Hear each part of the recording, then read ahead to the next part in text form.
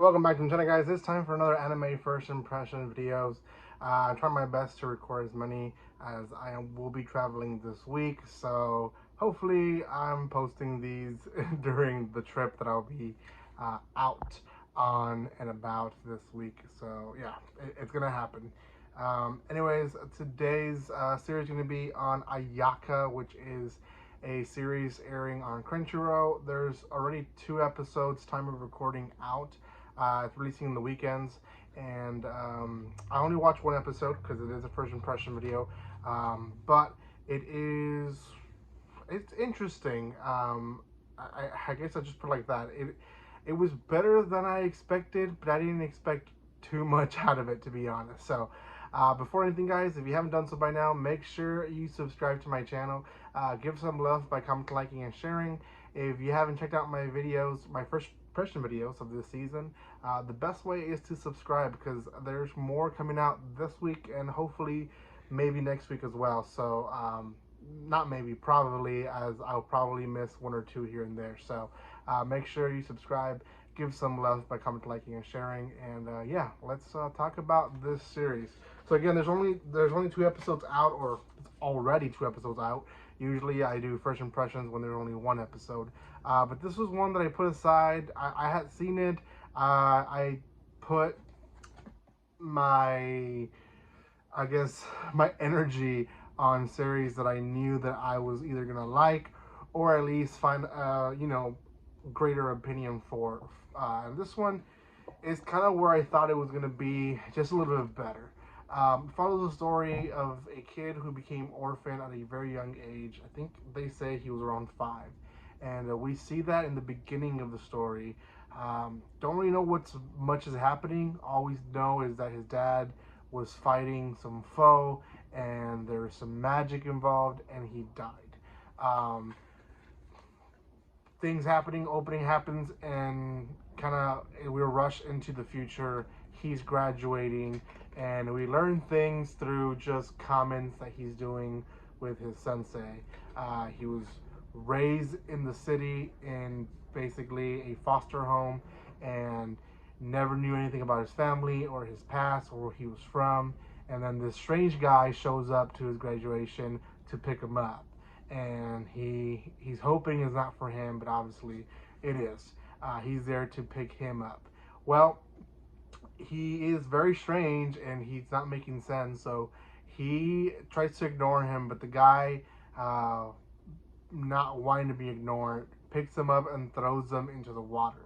Now, this sparks memories of him being able to control water, and I guess in the memory we kind of see that he hurt someone with it.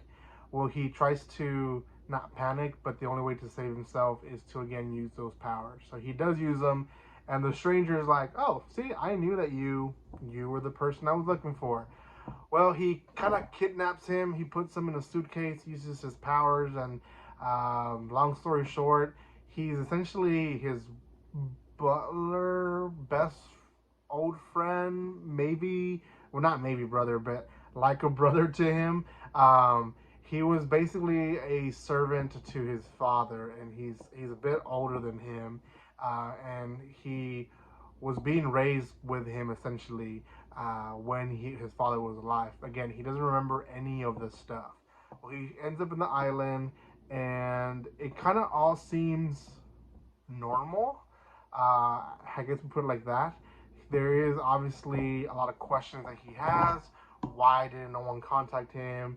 So on and so forth. And the servants that are there to welcome him kind of explain that it was all placed in his father's will, that he was to be raised somewhere else and, away from the island, and then at whatever age he was supposed to be welcomed back, and hopefully he would stay and lead the group.